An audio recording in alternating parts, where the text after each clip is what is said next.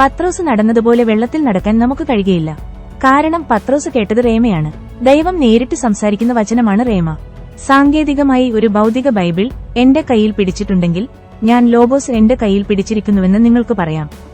Logos ദൈവത്തിന്റെ മുഴുവൻ വചനമാണ്. ഒരു പ്രത്യേക നിമിഷത്തിൽ ദൈവം നേരിട്ട് എന്നോട് സംസാരിക്കുന്ന വചനമാണ് റേമ. ദൈവം നമ്മോട് നേരിട്ട് സംസാരിച്ചാൽ നമുക്കും ഇതിനു കഴിയും. ഒരു മനുഷ്യന് റേമ എങ്ങനെ ലഭിക്കും? ബൈബിളിൽ റേമയെ ദൈവത്തിന്റെ വായിൽ നിന്ന് വരുന്ന വചനമായി വിവരിച്ചിരിക്കുന്നു. മറ്റൊരു വിധത്തിൽ പറഞ്ഞാൽ നമ്മുടെ സ്വന്തം ബുദ്ധി ഉപയോഗിച്ച് നമുക്ക് കണ്ടെത്താൻ കഴിയുന്ന ഒന്നല്ല ഇത്. ദൈവവുമായുള്ള ഒരു ബന്ധത്തിലൂടെയാണ് ദൈവം എല്ലാ ദിവസവും നമ്മോട് സംസാരിക്കുന്നത്, നമുക്ക് കേൾക്കാൻ കഴിയുന്നത്. റേമ ലഭിക്കുന്നതിന് കുറുക്കുവഴിയില്ല. നാം ദൈവത്തോടൊപ്പം സമയം ചെലവഴിക്കണം. അതാണ് ഏക മാർഗം. എല്ലാ ദിവസവും ദൈവസന്നിധിയിൽ ഇരുന്ന് ദൈവത്തിന്റെ സാന്നിധ്യം ആസ്വദിക്കുക എന്നതാണ്. ഒരു ഘട്ടത്തിൽ നാം അവന്റെ ശബ്ദം കേൾക്കും. റേമയുടെ കീഴിൽ ജീവിക്കുന്നത് നമ്മുടെ സ്വന്തം ഫലപ്രാപ്തിയുടെ കീഴിലല്ല, ദൈവത്തിന്റെ ഫലപ്രാപ്തിയുടെ കീഴിലാണ് ജീവിക്കുന്നത്. നമ്മുടെ സ്വന്തം പ്രയത്നത്താൽ അധ്വാനിക്കുന്ന ഒരു ജീവിതകാലത്തേക്കാൾ കൂടുതൽ ചെയ്യാൻ റേമയുടെ വാക്ക് ഉപയോഗിച്ച് കഴിയും. റേമയുടെ സൃഷ്ടിശക്തിയാണ് ഏറ്റവും പ്രധാനം.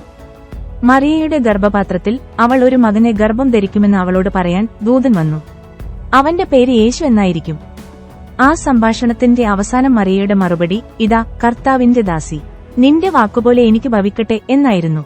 ആ വാക്ക് റേമയാണ്. അതിനാൽ മറിയ തന്റെ ജീവിതത്തിലേക്ക് റേമ സ്വീകരിച്ചപ്പോൾ യേശുവിന്റെ ജീവൻ തന്നെ അവളുടെ ഉള്ളിൽ സൃഷ്ടിക്കപ്പെട്ടു.